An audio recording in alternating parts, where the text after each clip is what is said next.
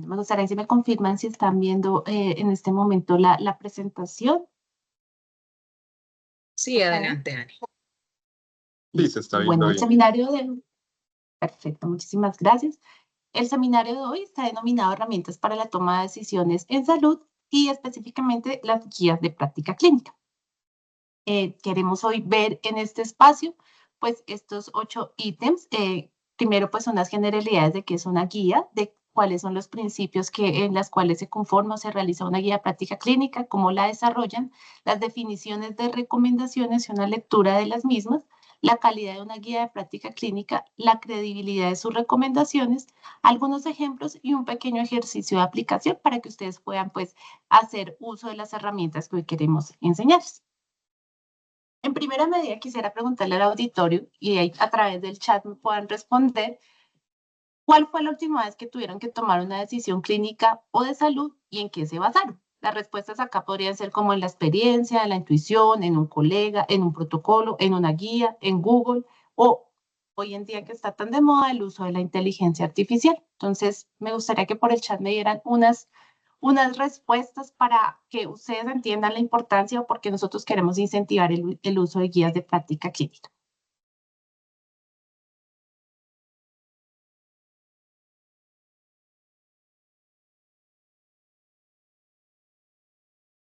Bueno, acá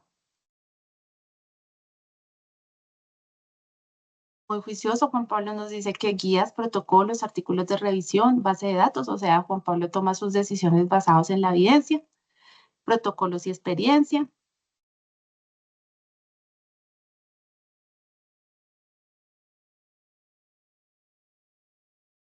Bueno, nadie más ha tenido que tomar evidencia ligada a la experiencia. Perfecto. Bueno, y usando otras herramientas, perfecto.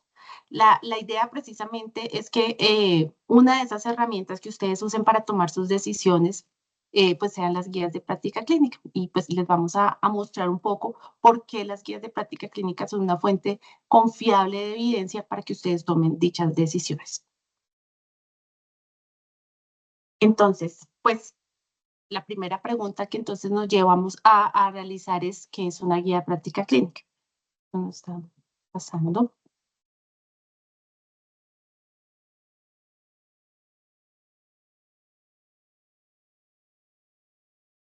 Una guía de práctica clínica, básicamente,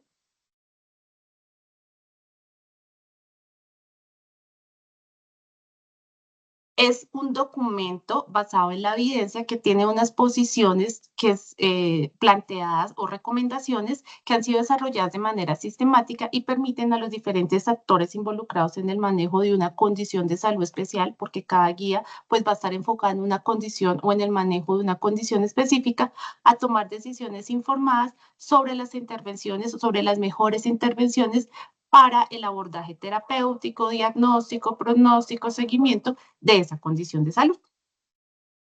Las ventajas de las guías de práctica clínica, pues, es que aportan en la mejoría de la calidad de la atención, pues, porque contienen esos estándares o esas recomendaciones basadas en la mejor evidencia disponible para una condición de salud.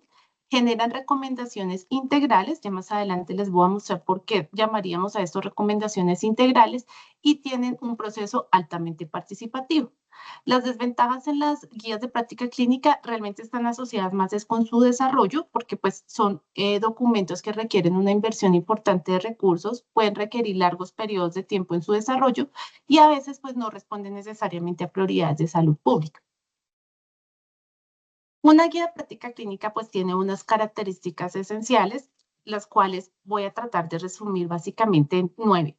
Uno, son válidas. ¿Por qué? Porque cuentan con todo un análisis detallado de la evidencia científica, reproducibles porque como se hacen basados en la evidencia científica y la mejor forma de obtener evidencia científica reproducible pues son las revisiones sistemáticas de la literatura, cualquier grupo o persona que pudiese o que quisiera hacer la reproducibilidad de las conclusiones o recomendaciones que se generan podría tener la facilidad de poder hacerlo. dada la transparencia que se muestra en las guías de práctica clínica y en la generación de estas recomendaciones y en las revisiones sistemáticas que lo respaldan, pues son procesos totalmente reproducibles. La generalización es que las indicaciones o recomendaciones que se informan en las guías de práctica clínica idealmente están aplicables a la mayoría de la población que esté afectada por la condición de la salud. Y ese es el objetivo de la guía de práctica clínica, generar esas recomendaciones que abarquen la mayor cantidad de población posible que esté afectada por una condición específica de salud.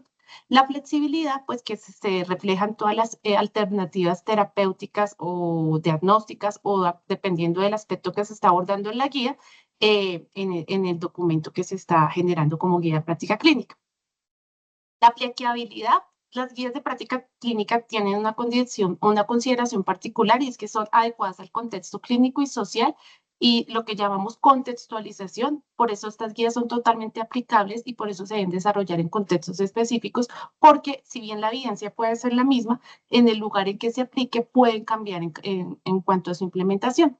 La claridad en el lenguaje y formato que se presenta, las recomendaciones generalmente deben ser muy claras y específicas, que sean muy de fácil aplicación para cualquier actor que la lea, la multidisciplinariedad con la que se realiza, porque una guía de práctica clínica pues está conformado por un grupo amplio de clínicos, de metodólogos, de pacientes, de cuidadores e incluso de decisores en política pública.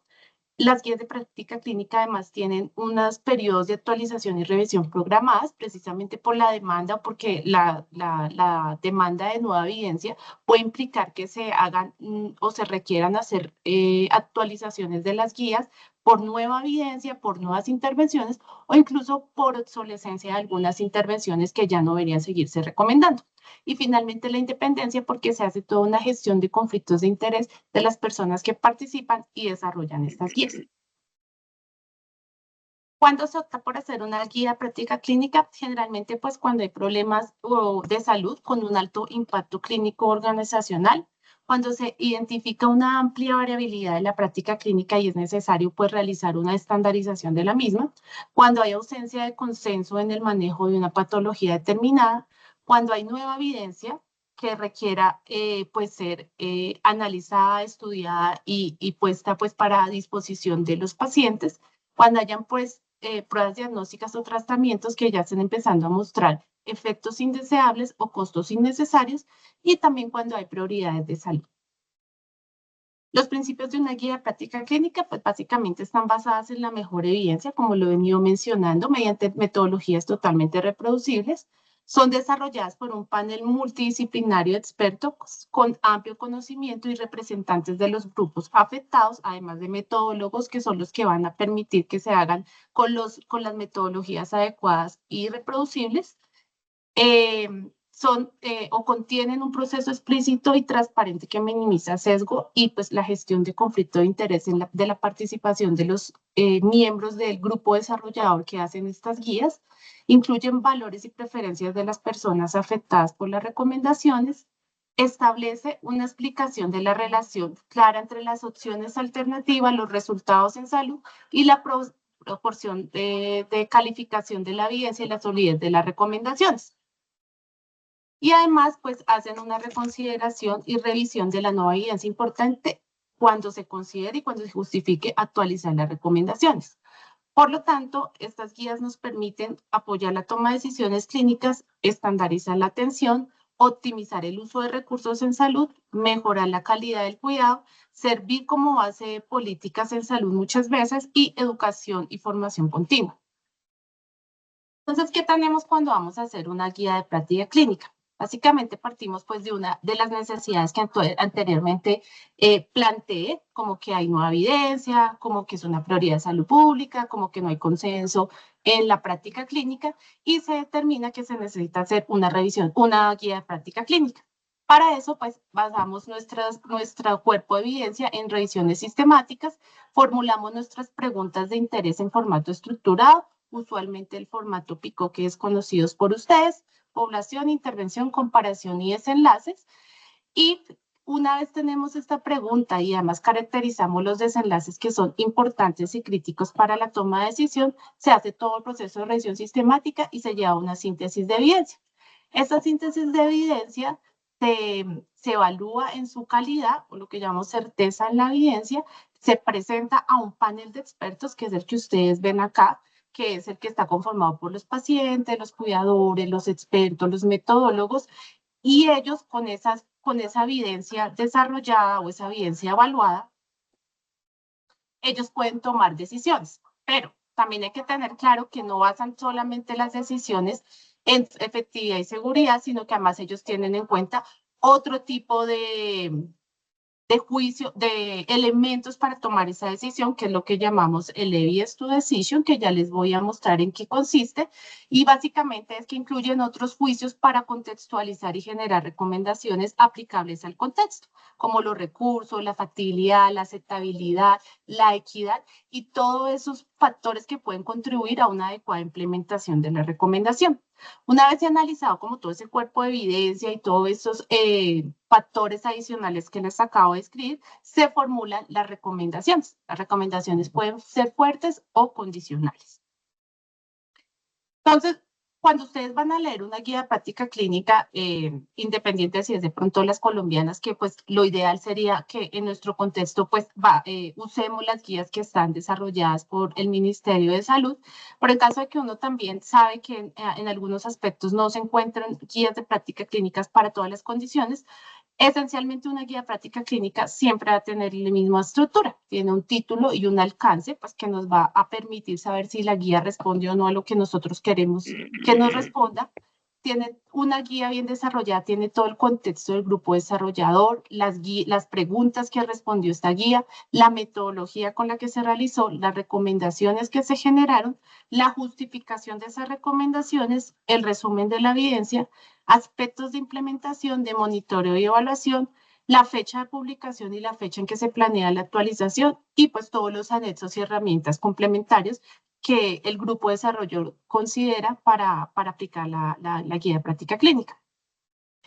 Esto es lo que yo les denominaba el evidence to decision, que es todos los factores adicionales que se consideran y que hacen que una guía pues sea, además del cuerpo de evidencia, sea aplicada al contexto. Y es que no solamente se tiene en cuenta toda esa evidencia que generalmente estamos acostumbrados a analizar, sino que además tenemos que mirar cómo es el análisis y el correcto análisis y evaluación crítica de esa evidencia en cuanto al balance de beneficios y daños, valores y preferencias de clínicos y de personas involucradas que van a ser usuarios de las recomendaciones que se estén generando, los recursos que se van a requerir para poder aplicar esa recomendación al contexto, la equidad, si esto aumenta o disminuye la equidad para las personas afectadas por la condición, la aceptabilidad y la factibilidad, que básicamente está asociada a todos los componentes que permiten hacer uso o aplicar esta recomendación en el escenario. Por ejemplo, en Colombia, si esto está disponible, si tiene registro en VIMA, si se tiene que pedir por MIPRES, o si no tiene ningún tipo de trámite adicional, si está disponible solamente en unos determinados niveles de atención. Eso es lo que llamamos factibilidad. Entonces, todos estos factores contextuales son los que se emiten en juicios, mediante juicios por el grupo desarrollador, ayudan a la implementación y son los que permiten hacer recomendaciones adaptables al contexto. Entonces, el uso del evidence to decision, o de la evidencia a la decisión, lo que nos permite es aumentar la transparencia en la toma de decisiones, porque pues están claramente todos esos juicios de por qué se genera una recomendación basado en estos aspectos que les acabo de mencionar, fomenta el uso explícito de evidencia científica, facilita la deliberación estructurada y colaborativa de los expertos que participan en la elaboración de las recomendaciones y permite adaptar las recomendaciones a diferentes contextos. Cuando definimos una recomendación, pues primero definir que una recomendación en una guía práctica clínica es la orientación explícita y fundamentada que guía a todos los profesionales sobre qué hacer o no hacer en una situación clínica específica, con el fin de mejorar los resultados en salud de los pacientes. Esta sería más o menos como la anatomía de una recomendación. Tenemos pues una pregunta clínica que, como ya les comenté, pues cuando uno la pasa en formato estructurado, pues va a tener los componentes generalmente de una pregunta pick-up, pero pueden tener otro tipo de componentes. En este momento, por práctica de Por facilidad de la diapositiva, pongo el ejemplo de la pregunta en formato narrativo. La recomendación en donde vamos a tener toda la parte señalada de cuál es la conducta que se quiere o que se recomienda por el panel o por el grupo desarrollador después de haber hecho un análisis juicioso de todo, de la evidencia que ya les acabo de mencionar. Tiene además un componente que establece la fuerza de la recomendación y la certeza en la evidencia, la justificación de por qué se llegó a esa recomendación y a esas consideraciones, y además todo el marco de la evidencia de la decisión de balance riesgo-beneficio, recursos, valores y preferencias, costos, equidad, aceptabilidad, factibilidad y todo aquello que contribuyó a que generaran esa recomendación.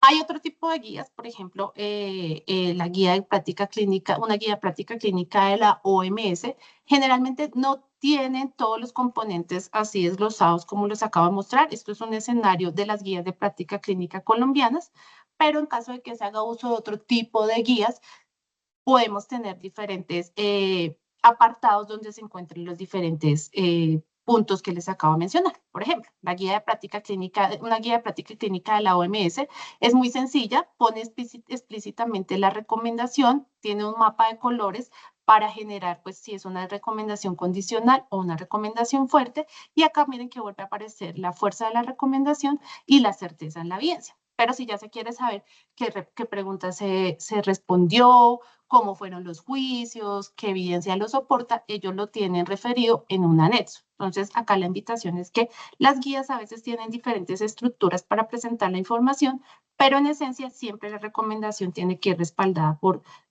aquellos aspectos como la recomendación clara, la certeza, la certeza en la evidencia, la fuerza de la recomendación y todos los juicios que soportaron el por qué se generó esta recomendación y el cuerpo de la evidencia que lo soporta. Entonces, una recomendación, como lo menciono, está soportada por observaciones explicativas, que es toda la parte de evidencia, la información de antecedentes que llevaron y condujeron a que se generara esta recomendación, consideraciones en subgrupos implicados las veces que se necesite y las justificaciones explícitas de cómo se llegó a esa recomendación. Cuando hablamos de certeza en la evidencia, estamos hablando de la confianza que tuvo el grupo de desarrollador o que se tiene en la evidencia de que los resultados mostrados en esa evidencia están cerca del efecto verdadero. Entonces van a tener una escala entre muy baja a alta, muy baja, baja, moderada y alta, y esto pues obviamente es proporcional a esa confianza. Entre más alta, pues mucho mejor porque tenemos más certeza de que esa evidencia probablemente no va a cambiar y que la recomendación puede ser más orientada a ser una recomendación fuerte. En cuanto a la fuerza de la recomendación, tenemos dos opciones. Una recomendación se puede clasificar en una recomendación o fuerte o condicional. Y a su vez, cada una de ellas se puede dividir en contra y a favor. Entonces, yo puedo tener una recomendación fuerte en contra o una recomendación condicional en contra o una recomendación fuerte a favor o una recomendación condicional a favor. Las recomendaciones en contra es básicamente pues lo que están orientadas a que no se debe ofrecer la intervención. En cambio, las recomendaciones a favor pues es que se debe recomendar o que lo deseable es que se aplique el curso que se está recomendando. Las implicaciones de la fuerza realmente pues acá está dividido en tres actores que pueden hacer uso de las recomendaciones y cómo son las implicaciones en que sea una recomendación fuerte o que sea una recomendación condicional. Por ejemplo, en los pacientes. Si hay una recomendación fuerte en cuanto a los pacientes, lo que quiere decir es que la mayoría de las personas que están con esta situación desearían o aceptarían el curso que se está recomendando. Si hay una recomendación condicional, quiere decir que quizás dentro de los pacientes habrán grupos que pueden aceptar como grupos que no pueden aceptar esta situación o el curso que se está recomendando. En cuanto a los clínicos, pues si hay una recomendación fuerte, lo que se traduce es que la mayoría de pacientes deberían recibir el curso de acción recomendado. Y si hay una recomendación condicional, quiere decir que los clínicos deben reconocer que hay unas opciones apropiadas, pero que se debe considerar pues los valores y preferencias de los pacientes. Y para los formuladores de políticas, cuando se emiten recomendaciones fuertes, lo que se puede decir es que, o se traduce en política pública, es que puede ser adoptada en la mayoría de situaciones sin que pasen muchos análisis adicionales. Si hay una recomendación condicional, los formuladores de políticas deberán generar debates, participación de interesados para ver si se debe o no adoptar la recomendación como una política. Bueno, pero pues habiendo una gran gama de guías de práctica clínica, porque la literatura o porque si hace uno una búsqueda en Internet puede encontrar muchas guías de práctica clínica, pues es importante saber en qué guías yo podría respaldar mis decisiones y en qué guías no me podría respaldar porque pues su calidad es dudosa. Entonces, para eso existen unas herramientas que están denominados AGRI. El AGRI, básicamente, hay dos que vamos a mostrar el día de hoy. El primero es el AGRI 2. El AGRI 2 permite evaluar la calidad con la que fue desarrollada una guía de práctica clínica. Este es un instrumento de muy sencilla aplicación, son 23 ítems y estos 23 ítems están evaluando 6 dominios de calidad: el alcance del propósito, la participación de las partes interesadas, el rigor en el desarrollo, la claridad en la presentación, la aplicabilidad y la independencia editorial. Es muy deseable, a pesar de que se evalúen los 6 dominios, que se tenga especial cuidado o para poder tener confiabilidad en la calidad de esa guía, pues que uno se enfoque en el dominio de rigor del desarrollo, aplicabilidad e independencia editorial. De hecho, se han establecido unos umbrales o se han propuesto unos umbrales que si estos dominios están con un porcentaje mayor a 60 o 70%, pues uno podría empezar a considerar que es una guía de calidad y es confiable para poder empezar a considerar si se toman sus recomendaciones en el ámbito clínico. Básicamente, la aplicación de la herramienta es muy sencilla, tiene un instructivo muy claro. En la página de Agri2, ustedes ingresan básicamente en Google Agri2 y les va a aparecer toda la información sobre este instrumento. Cada uno de los puntos que evalúa la herramienta simplemente tiene una escala Likert de 1 a 7, donde hace una pregunta clínica donde hace una pregunta sobre la guía de práctica clínica que se está evaluando y simplemente se responde si hay acuerdo, si está en acuerdo o si no está en acuerdo. Hacia 7, pues es que está muy de acuerdo con la pregunta, con la respuesta a la pregunta de que sí se responde esa pregunta con la guía, y muy en desacuerdo hacia 1. Esta es básicamente la estructura de la página donde ustedes pueden encontrar todo. Como ustedes ven, acá están las instrucciones, hay herramientas de entrenamiento, están todas las publicaciones con las cuales se soportó el desarrollo de este instrumento. Y además, pues también se puede hacer uso en AgriPlus, que es una herramienta gratuita donde se puede hacer de manera automática la valoración de una guía en un software específico. Acompañado al Agri2, también es muy recomendable evaluar la credibilidad de las recomendaciones. ¿Por qué? Porque la guía puede ser muy bien desarrollada, tener unos criterios de calidad muy buenos, pero también es importante saber si las recomendaciones realmente se aplican a mi contexto y son útiles para mis necesidades. Entonces existe un complementario que se llama el AgriRex. ¿Qué es el AgriRex? Es una herramienta también que sirve para evaluar la calidad, pero de las recomendaciones de una guía de práctica clínica. ¿Qué evalúa el AgriRex? La credibilidad clínica, valores y preferencias y la implementabilidad. Lo que quiere decir esto es que yo con este instrumento puedo determinar si las recomendaciones que contiene la guía de práctica clínica son creíbles, son confiables y son aplicables al contexto y a la práctica clínica en el cual yo deseo aplicar las recomendaciones. Voy a dar unos pequeños usos para que vean que las guías de práctica clínica realmente son instrumentos basados en la evidencia confiables, que no solamente es para que lo usen los médicos que tratan una condición en salud, sino que las guías de práctica clínica pueden tener diferentes usos en los ámbitos del sistema de salud. Por ejemplo, un médico general en urgencias usa la guía de atención para pacientes con dolor torácico. Él quiere definir los exámenes diagnósticos para precisión en el tratamiento, entonces hace uso de esta guía de práctica clínica. Pero también tengo un escenario en que está la enfermera jefe en atención primaria. Ella hace uso de la guía de manejo de diabetes tipo 2. ¿Por qué? Porque esta guía me da opciones para educar al paciente sobre autocuidado, adherencia al tratamiento, signos de alarma, etcétera, etcétera. También lo pueden usar a nivel hospitalario o a nivel de instituciones prestadoras de servicios de salud. Por ejemplo, un comité técnico-científico de un hospital que necesite justificar el uso de ciertos medicamentos ante el sistema de salud o ante la dirección de la institución prestadora de servicios en salud. Sobre todo esto ocurre con medicamentos cuando son pues de alto costo. Un auditor médico puede verificar si el tratamiento antibiótico administrado se está ajustando a una guía y si fue adecuado, por ejemplo, en el manejo de infecciones de vías urinarias. Los docentes también en la práctica educativa pueden hacer uso de las guías de práctica clínica para enseñar pues, a conductas adecuadas que se están usando en el momento para el manejo de una condición determinada. Y el Ministerio de Salud o las entidades prestadoras de servicios de salud pueden definir intervenciones priorizadas, metas de control y medicamentos incluidos en un plan de beneficios o en un programa basado en una guía de práctica clínica que fue informada en la evidencia. Bueno, entonces, para que ustedes también puedan de pronto hacer un poquito uso de esta herramienta, el Agri 2 es un poquito más extenso de usar, igual se los invito a que lo consulten, a que lo evalúen. Realmente el Agri 2 incluso es una herramienta que fue diseñada, que no necesariamente requiere que lo apliquen epidemiólogos, es una herramienta muy bien diseñada y muy práctica y muy explícita, en la cual pues cualquier persona puede aplicarla siguiendo la herramienta de cómo diligenciar este instrumento para evaluar la calidad de la evidencia. Vamos a hacer un ejercicio con una recomendación específica. En este escenario es el manejo de la hipertensión arterial en atención primaria. Entonces, tenemos este contexto. Una institución prestadora de servicios en salud desea actualizar su protocolo de manejo de hipertensión arterial en pacientes adultos.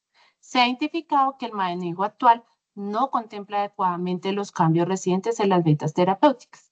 La recomendación seleccionada es de la guía del American College of Cardiology y la guía lo que dice es: se recomienda iniciar tratamiento farmacológico en adultos con presión arterial mayor a 140/90 si se tiene un riesgo cardiovascular a 10 años mayor al 10%.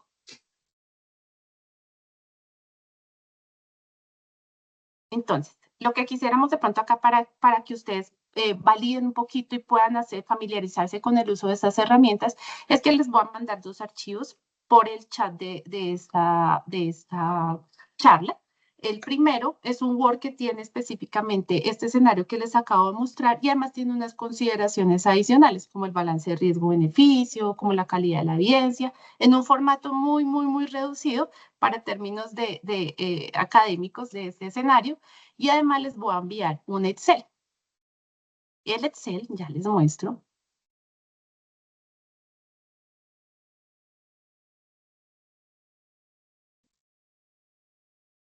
El Excel va a tener las preguntas, como les acabo de mostrar del AgriRex. Tiene un dominio de credibilidad, un dominio de factibilidad y un dominio de aplicabilidad, y además tiene una pregunta para cada uno de estos dominios. Básicamente, pues ustedes acá, como les habían dicho, si están muy de acuerdo hacia 7 y si están muy en desacuerdo hacia 1, diligencian la herramienta y les va a dar unos porcentajes aquí de credibilidad, de factibilidad y de aplicabilidad de esa recomendación. Entonces, pues los invitamos a que diligenciemos y pues al final de la charla pues podemos también hacer una pequeña discusión al respecto y los desafíos, y los invitamos pues también con este ejercicio a que ustedes puedan empezar a hacer uso de estas herramientas y a tomar decisiones basadas preferiblemente en guías de práctica clínicas como herramientas para la toma de decisiones. Voy a compartir en este momento entonces los dos archivos.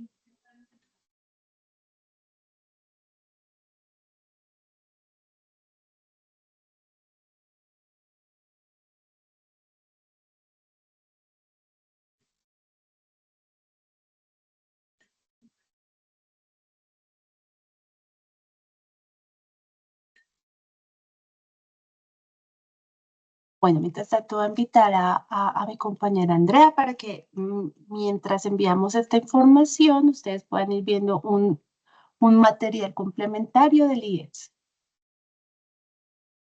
Claro que sí.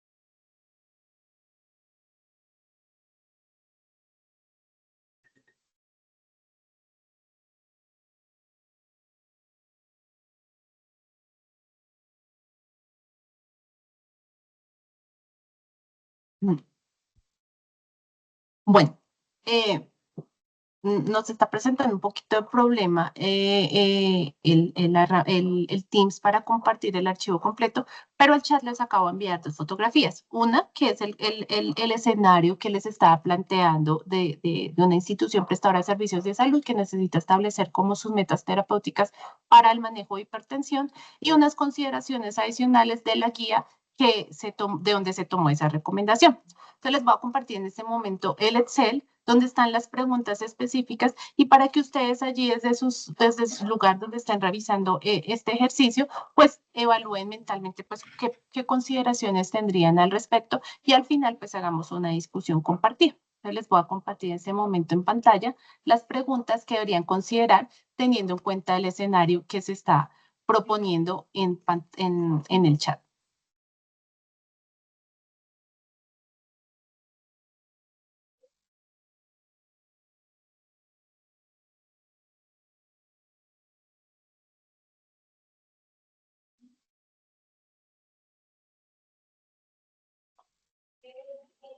Hola. Hola. Ya hice toda la averiguación. Dime. Ale con Blanquita. Ella no puede. Bueno, invitamos a cerrar sus micrófonos, por favor.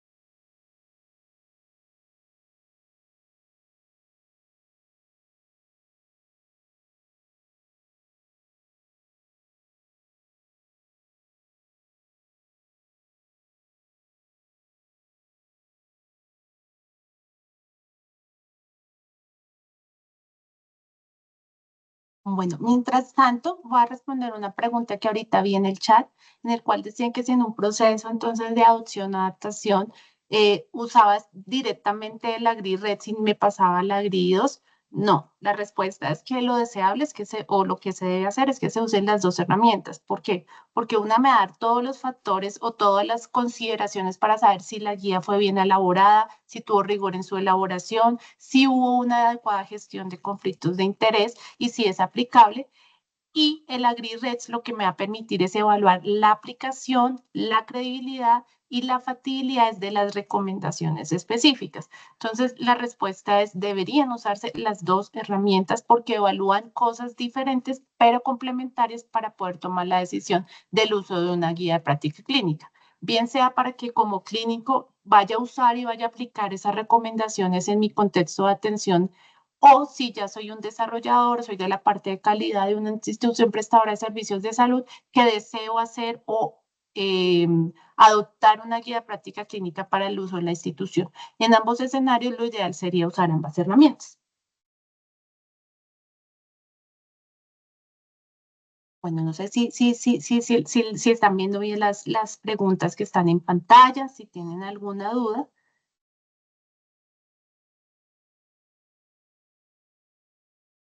No, ahí están muy bien las pantallas. Muchísimas gracias, Ani. Muy buenas tardes para todos. Hay una pregunta acá en el chat de Juan Carlos Vélez. Buenas tardes. ¿Es posible contar con la grabación del webinar?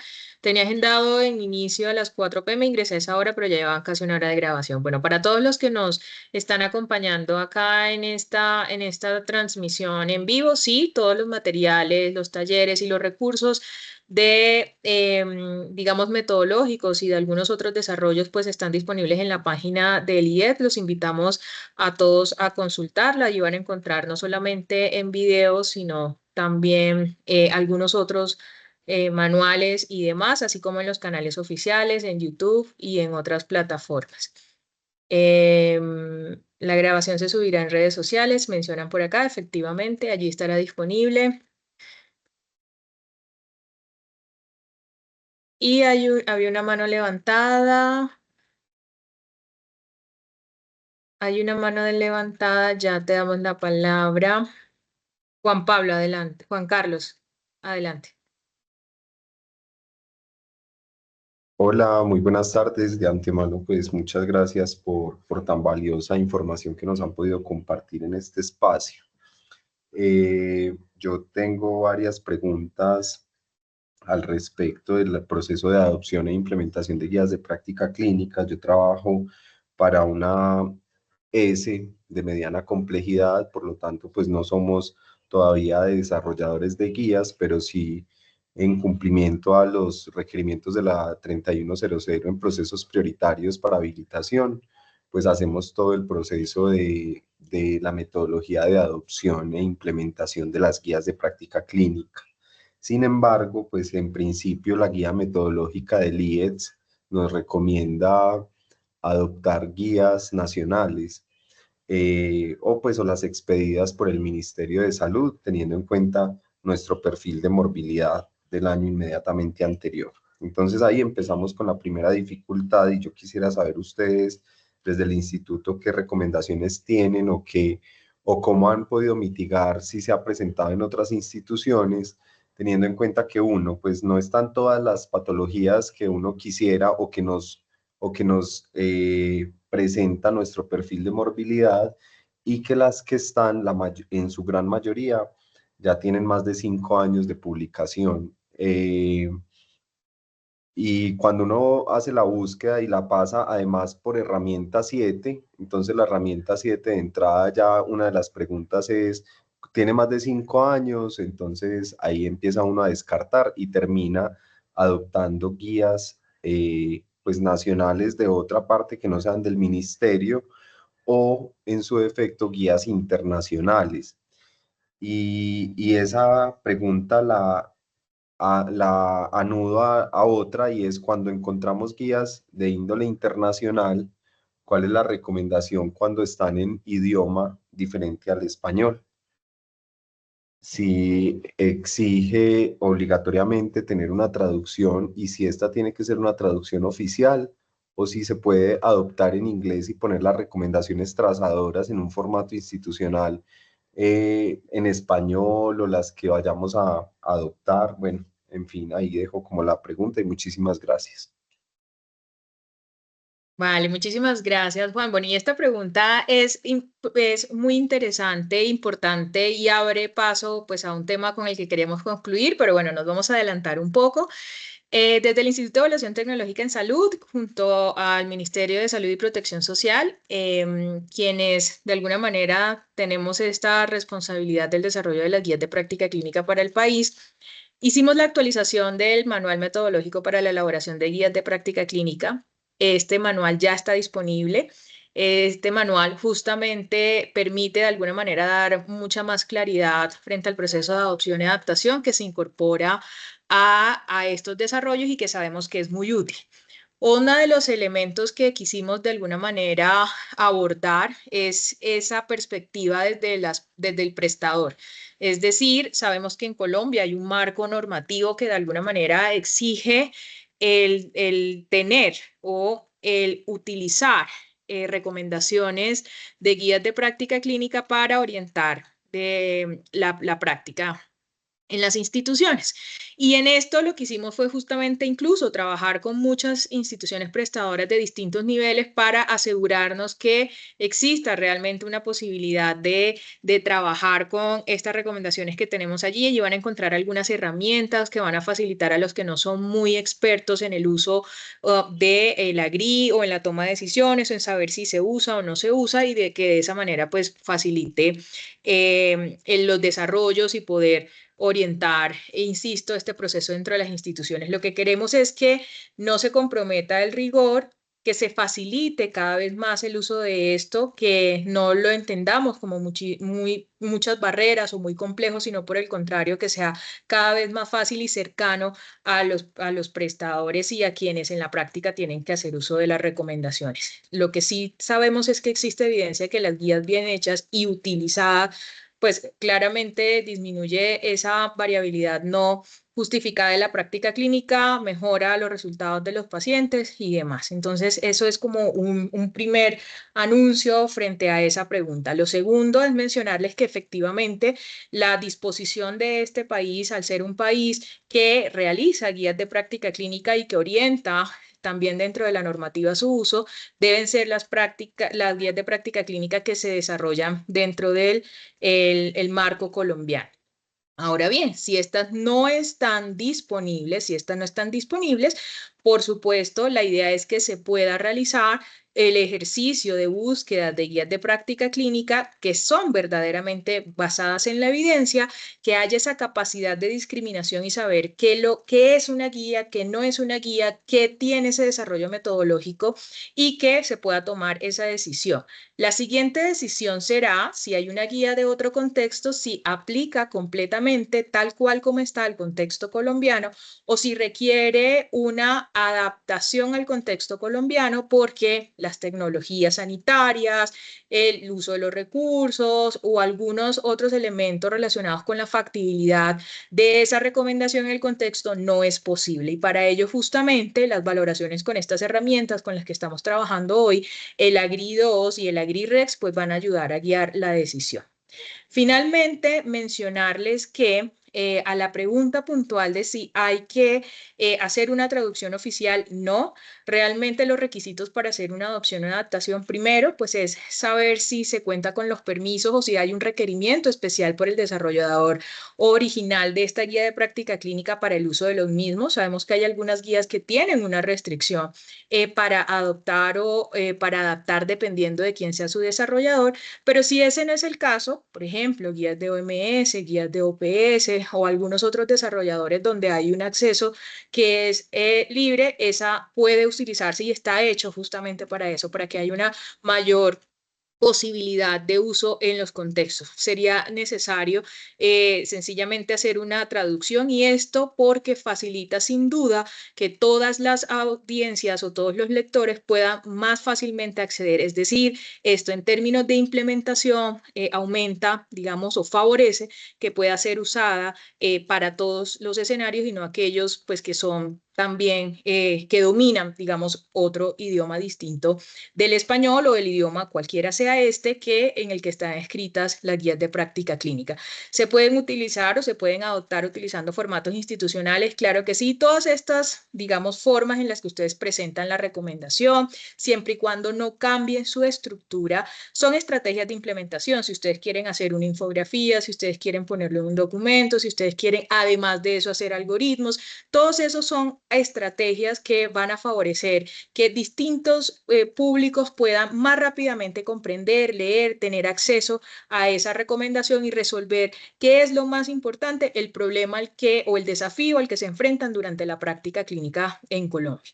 Frente a lo de las guías, sabemos que hay, digamos, muchas guías. En el IDEX parte de este trabajo en compañía con el Ministerio de Salud y Protección Social de llevar a cabo estas actualizaciones que nos permitan más rápidamente poder, sea parcial, total o incluso hacer el esfuerzo por algunas recomendaciones puntuales en las que rápidamente tenemos que empezar a trabajar para, digamos, capturar esas realidades del contexto y la forma en la que se está entregando la práctica y el cuidado en Colombia pueda hacerse. Y eso justamente es la justificación de este esfuerzo que se hizo en ambas partes para poder tener más rápido respuesta a esas necesidades de transformación de la evidencia, por supuesto basado en todo este rigor que, como hemos visto y Ani muy bien lo ha explicado, hace parte pues del desarrollo de una guía de práctica clínica. No sé si hay más preguntas. Muchas gracias. Claro que sí. Nos dicen, por favor, ¿nos pueden compartir la versión actualizada del manual? Claro que sí. Una vez montemos entonces este video, tendremos el link allí para que ustedes puedan visitarlo y acceder a los documentos. Insistimos, no solamente esto, sino otros y muchos recursos más que se están desarrollando desde el Instituto de Evaluación Tecnológica en Salud para acercar la toma de decisiones a esta evidencia y que pueda también construirse de todos los sectores. Queremos, sin ninguna duda, que sea cada vez más cercana, más fácil, quitar muchas complejidades y muchos mitos alrededor de ello y que las decisiones sean cada vez más y mejor informadas en favor de nuestros y nuestras pacientes. Víctor, adelante.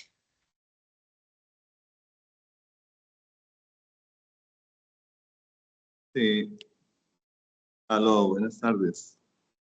Víctor Mendoza de la Universidad Industrial de Santander y también hago parte de la Asociación Colombiana de Endocrinología Pediátrica.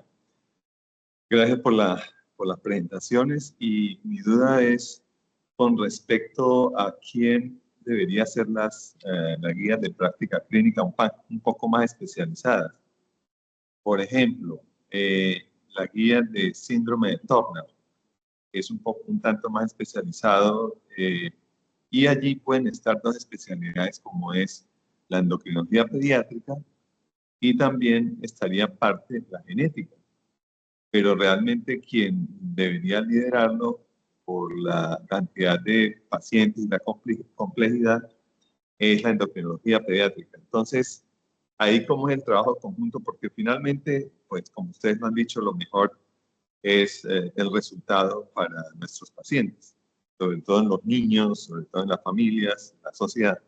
Pero allí, ¿quién tomaría el liderazgo como para que no hayan esas situaciones? Lo mejor, como siempre, es trabajar en grupo. en este país a veces es un tanto difícil. Pero sí sería Gracias. como ese espacio. Gracias.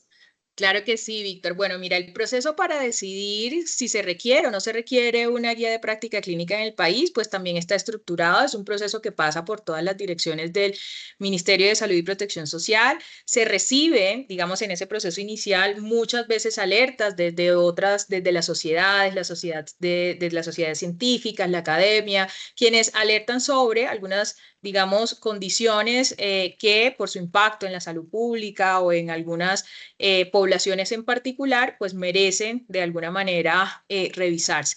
Se revisa también si el problema requiere verdaderamente una guía de práctica clínica. No, probablemente hay algunas cosas en las que no existe una variabilidad y se trata, digamos, con alguna otra herramienta que mejore o que permita estandarizar la práctica clínica, que no necesariamente sea una guía de práctica clínica. Ese es un proceso inicial y después de que se toma la decisión, también basada en muchos juicios, en muchos criterios a partir de matrices, digamos, de variables, un análisis multicriterio, considerando el impacto, considerando la pertinencia y considerando también la posibilidad resolutiva que va a tener la guía de práctica clínica frente a esa dificultad que se está expresando, se prioriza y en esa priorización se alerta al Instituto de Evaluación Tecnológica en Salud.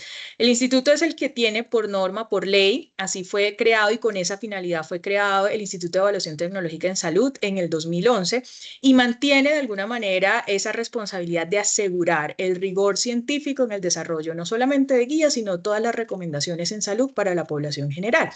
Por supuesto, el IETS no hace esto solo, ni más faltaba. Y de hecho, lo que ha caracterizado al IETS como agente articulador es que en todos los casos, sin excepción alguna, siempre hay una amplia convocatoria con todas las partes interesadas, no solamente porque es nuestro rol y nuestro interés que haya una amplia difusión en todo este trabajo, sino que adicionalmente es un rigor, como se explicaba previamente, en el desarrollo de guías de práctica clínica. Debe haber una conformación de un grupo desarrollador que sea amplio y que involucre a todas las partes interesadas que son activamente, digamos, actores en el proceso de atención de la condición que se va a tratar. Tal cual como usted lo explica, doctor Víctor, así es. Si se trata de una condición de esta naturaleza, todos estos actores son llamados a participar, incluso solamente las partes científicas, sino también una buena guía de práctica clínica tendrá en su desarrollo la participación de pacientes, cuidadores y todos los representantes, insisto, que van a vivir con las consecuencias de esas recomendaciones o que hacen parte del proceso activo de ellos, entre ellos cuidadores también del área de la salud, personal de enfermería y otros, digamos, en cualquiera de los ámbitos que, insisto, bajo un proceso muy riguroso de mapeo, hacen parte de ese proceso de atención. Las convocatorias siempre son masivas, se activa, digamos, una red. Aquí hay una oficina que trabaja exclusivamente en eso, es la oficina de participación. Andrea nos acompaña por acá, o de pronto Lorena, ellos pueden comentar algo en algún momento, pero es un principio. Es nuestra principal interés y es que todas las partes estén activamente involucradas en esto, que conocen de primera mano las dificultades y por otro lado los pacientes y cuidadores que también dan cuenta un poco de sus valores y sus preferencias al momento de tomar las decisiones y la selección de las tecnologías en salud. Entonces, en definitiva, su pregunta es si todas las partes deben participar, es un requisito del rigor metodológico, todas las partes ampliamente, al menos desde el proceso de desarrollo de nivel nacional, hacen una convocatoria masiva a todos los actores que deben estar allí, digamos, siendo parte de esta construcción. Pacientes y cuidadores también deben hacer parte de esto y, por supuesto, digamos, los expertos en métodos o metodólogos que revisan con mucha rigor toda la evidencia científica para garantizar que esas discusiones de las partes interesadas puedan estar respaldadas en la mejor evidencia disponible sobre el uso de estas tecnologías. Sí, gracias, Kelly. En conclusión, entonces, sería que nosotros como asociación o sociedad científica solicitáramos una guía que creo que es muy importante, algunas de las que nosotros planteamos, las que hemos visto que hacen falta. Hipotiroidismo congénito, tamizaje, obviamente eso ya viene funcionando. Pero hay otras que creo que son preponderantes a empezar a trabajarlas. Entonces sería desde nosotros que solicitáramos ustedes analizan la parte epidemiológica, el rigor, y ya ustedes buscarían a las sociedades. Es más o menos El como Ministerio de Salud, exacto. Esa primera parte se hace desde el ministerio, todas las direcciones, y se prioriza de acuerdo, digamos, a las solicitudes que se hacen de las partes interesadas. Así es, doctor Víctor. Ok, muchas gracias. Muy amable. A usted. Bien, muy bien. Perfecto. Bueno, no veo más manitos levantadas por acá. No veo más manos levantadas por acá. No sé si quisiéramos entonces, Ani, continuar con el ejercicio, dar, digamos, el cierre acá para, pues, mirar cómo nos fue con el ejercicio y cómo les fue a ustedes tomando una decisión, una pequeña decisión acerca de una recomendación, si estarían dispuestos a usarlos o no estarían dispuestos a usarlo en su práctica diaria, conforme, pues, a un poco a esos juicios que rodean esa recomendación en particular que estaba disponible. Hay una pregunta más, hay un participante, no está registrado, aparece solo como participante. Tenemos unos minutos, adelante. Ay, sí, discúlpeme. Yo tengo una pregunta un poquito salida del tema. ¿Hay alguna posibilidad de que pueda contactar un asesor Yes.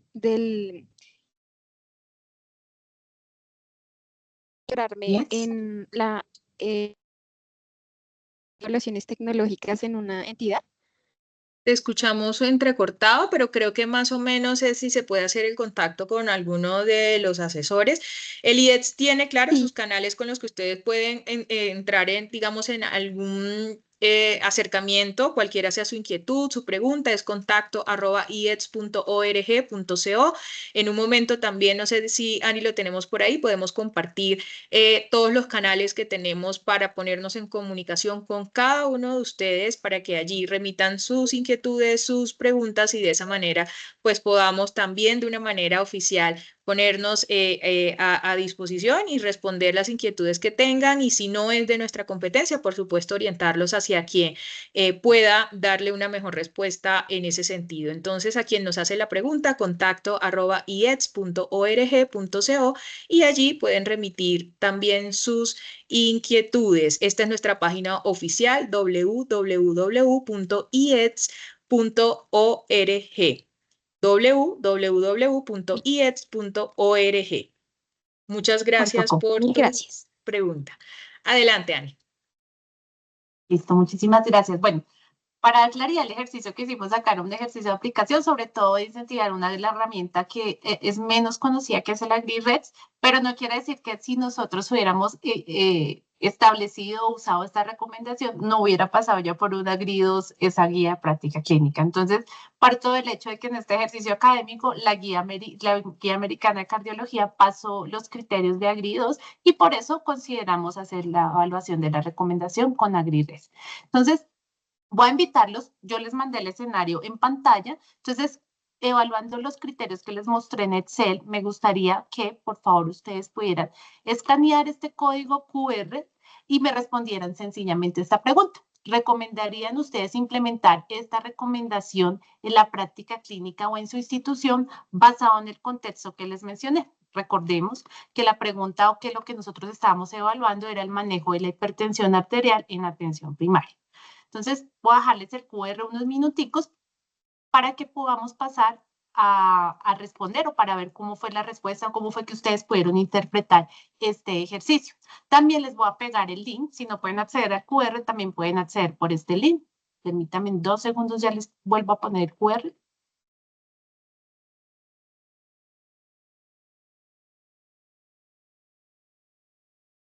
Y es una respuesta de 3 opciones. Sí la aplicarían tal cual como está, teniendo en cuenta los juicios que ahí enviamos muy detalladamente. Sí la adaptarían, sí la adoptarían, implementarían, pero con algunas modificaciones. Y sí, definitivamente no aplicaría el contexto por alguna consideración particular cuando resolvieron el Excel.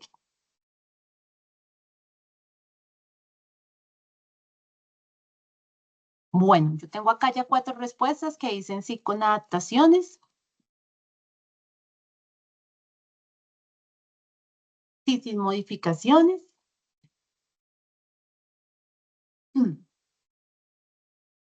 Bueno, la mayoría de ustedes están de acuerdo en que sí con modificaciones.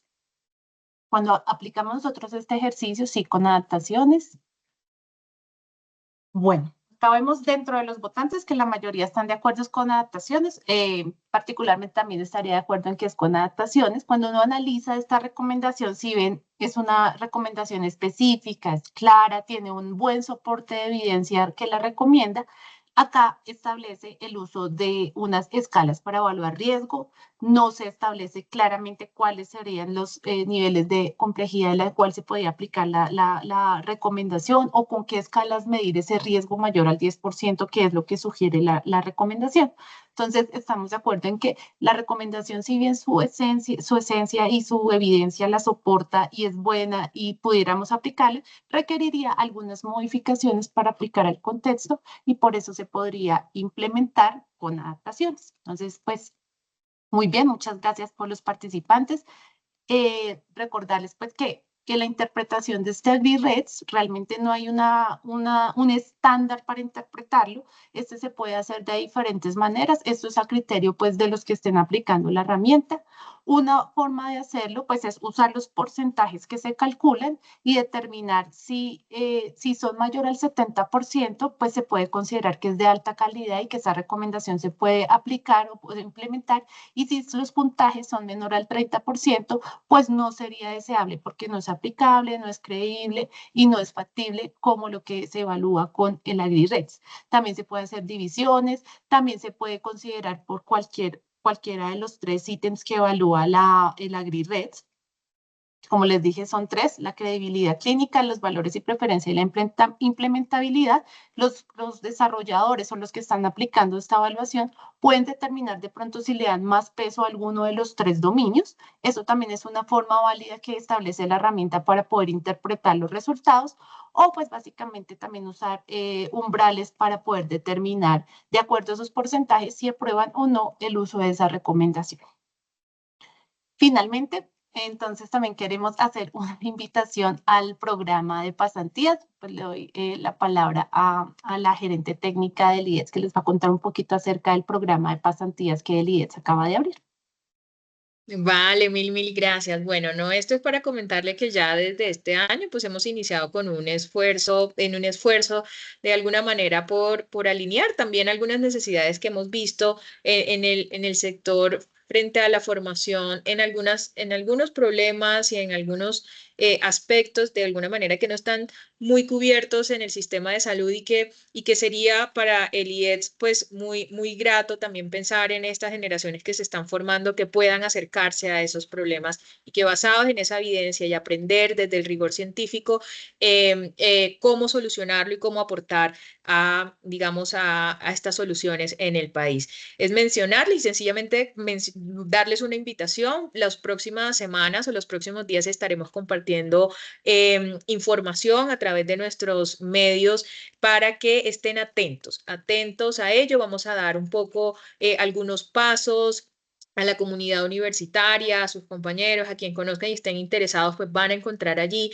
los formularios y demás donde pueden hacer esta inscripción, donde van a encontrar también toda la información para hacer posible, digamos, su paso por acá y una construcción en todos estos elementos o herramientas que desarrollamos para el sistema de salud colombiano. Entonces es invitarlos básicamente y dejarlos con esa expectativa de que consulten nuestros canales oficiales nuevamente y estén muy atentos que las próximas semanas estaremos dando todo el detalle para que puedan estar haciendo parte de esta familia IEDS. Gracias, Sani.